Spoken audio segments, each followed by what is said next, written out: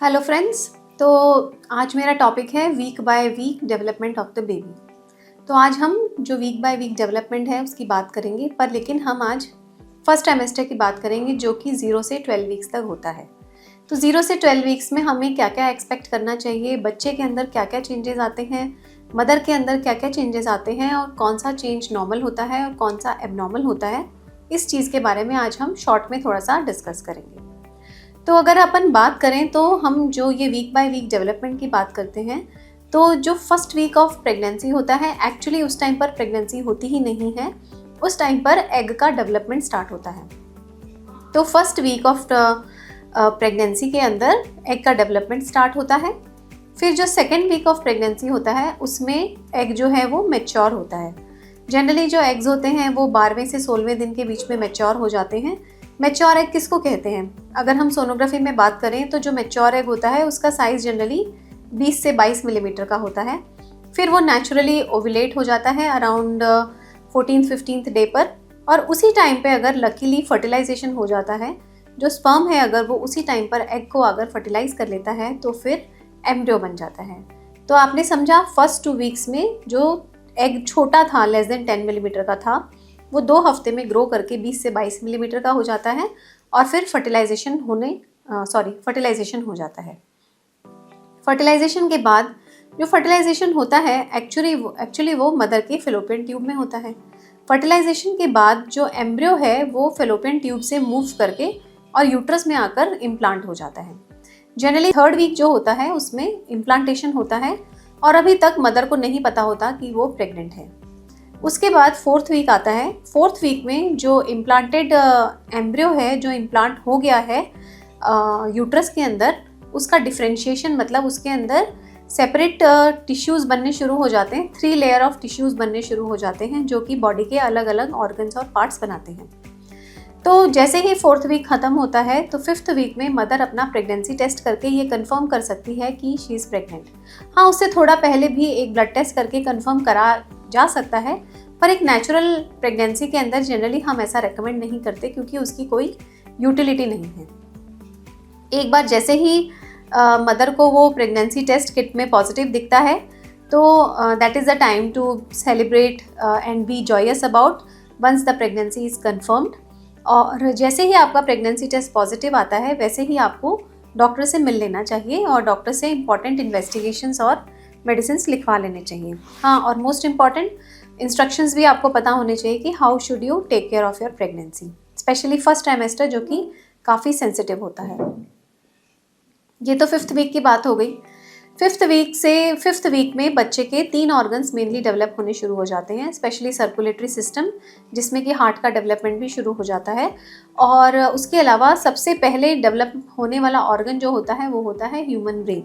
तो human brain भी develop होना शुरू हो जाता है 5th वीक ऑफ प्रेगनेंसी के अंदर। फिर उसके बाद जब 6th वीक ऑफ प्रेगनेंसी आता है तो 6th वीक के अंदर अगर हम पेशेंट की सोनोग्राफी करते हैं तो हमें बच्चे की धड़कन जनरली दिख जाती है। फिर भी हमारे यहाँ पर दीवा हॉस्पिटल एंड IVF सेंटर में हम जनरली 7 वीक्स पर सोनोग्राफी करते हैं और बच्चे की हार्ट बीट कंफर्म करते हैं, क्योंकि कई बार थोड़ा भी ओव्यूलेशन में 3-4 डेज़ का अगर डिफरेंस होगा और हमने पेशेंट को 6 वीक्स करके सोनोग्राफी में बुलाया तो समटाइम्स हमें सोनोग्राफी में बच्चे की धड़कन नहीं दिखाई देगी और हो सकता है कि हम पेशेंट को 7 डेज़ बाद का टाइम वापस से दें और उसे बोलें कि आप 7 दिन बाद वापस से कंफर्म कराने आइए कि बच्चे की धड़कन आ गई है कि नहीं आ गई है। इस हैसल से बचने के लिए हम जनरली मदर को 7 वीक्स पर कंफर्मेशन के लिए बुलाते हैं। इस टाइम पर जब हमें जो प्रेग्नेंट लेडी है वो दिखाने आती है तो हम कंफर्मेटरी टेस्ट प्रेगनेंसी का करवाते हैं, जो कि एक तो यूरिन से किया जाता है और बाकी 100% जो कंफर्मेटरी टेस्ट होता है वो ब्लड से किया जाता है, जिसे कि बीटा HCG कहा जाता है। जब पेशेंट का बच्चा 7th वीक में होता है तो उसके थोड़े थोड़े लिम्ब बड्स बनने शुरू हो जाते हैं। लिम्ब बड्स मतलब थोड़े थोड़े आर्म्स डेवलप होने शुरू हो जाते हैं, थोड़े थोड़े लेग्स डेवलप होने शुरू हो जाते हैं। तो पूरा लेग और आर्म डेवलप नहीं होता, ऐसा कह सकते हैं कि एल्बोज तक आर्म्स और नी जॉइंट्स तक ये डेवलप होना शुरू हो जाता है लिम्ब बड। फिर उसके बाद जैसे जैसे बच्चा ग्रो करता है, अभी आप ऐसा मान लीजिए कि जनरली 7 वीक्स पर जो बच्चा होता है वो 1 सेंटीमीटर साइज़ का होता है। फिर जब बच्चा थोड़ा थोड़ा और बड़ा होना शुरू होता है, जब 8 हफ्ते का होता है, तो जो 8 हफ्ते का बच्चा होता है वो एक ह्यूमन एम्ब्रियो की शेप ले लेता है और उसके छोटे छोटे आइज़ भी बनने शुरू हो जाते हैं। और सोनोग्राफी में अगर हम 8 वीक्स पे जब प्रेगनेंसी देखते हैं तो हमें उसकी शेप ह्यूमन एम्ब्रियो जैसी दिखनी शुरू हो जाती है। उसके अलावा बच्चे का सर्कुलेटरी सिस्टम और फर्दर डेवलप होता है। फिर उसके बाद हम बात करते हैं 9th वीक ऑफ प्रेगनेंसी की। 9th वीक ऑफ प्रेगनेंसी बहुत इंपॉर्टेंट होता है क्योंकि उस टाइम पे बच्चे का फास्ट डेवलपमेंट होता है। जो बच्चे के लिम्ब बड्स जो अभी छोटे छोटे थे वो पूरे बन जाते हैं और बच्चे के फिंगर्स और टोज भी बनने लग जाते हैं। और जो 9 वीक्स का बच्चा होता है जनरली वो 2.5 to 3.5 सेंटीमीटर का होता है। जो भी एम्ब्रियोज होते हैं उनकी growth rate generally 1 to 2 millimetre per day होती है। जनरली हमें अगर किसी प्रेगनेंसी में डाउट लग रहा है कि ये प्रेगनेंसी हेल्दी है कि नहीं, तो हम कई बार 10 दिन बाद पेशेंट को वापस बुला के चेक करते हैं कि उसकी 1 मिलीमीटर 2 मिलीमीटर पर डे के हिसाब से ग्रोथ हो रही है कि नहीं हो रही है। तो ये तो हो गया 9th वीक तक का डेवलपमेंट। फिर हम बात करते हैं 10th वीक के डेवलपमेंट की। 10th वीक के डेवलपमेंट में बच्चे के टूथ बड्स बनने शुरू हो जाते हैं। टूथ हमें दिखता तो नहीं है बट लेकिन हाँ, बच्चे के टीथ डेवलप होना, टूथ बड्स बनना शुरू हो जाता है। इसके बाद जो सबसे इम्पॉर्टेंट होता है वो होता है 12th week of pregnancy. 12th generally अगर मेरे पास पेशेंट 6 to 7 वीक्स पर दिखाने आया तो मैं उसको नेक्स्ट टाइम 12 वीक्स पर बुलाऊंगी। 12 वीक्स पर मैं एक्सपेक्ट करती हूँ कि बच्चे का हेड, बच्चे का हार्ट, बच्चे का सर्कुलेटरी सिस्टम, बच्चे का ब्रेन और बच्चे की नेक और बच्चे की अम्बिलिकल कॉर्ड और बच्चे को किडनीज प्रेजेंट हैं कि नहीं है, ये सब इन्फॉर्मेशन हमें NT स्कैन या लेवल 1 स्कैन से पता चलती है।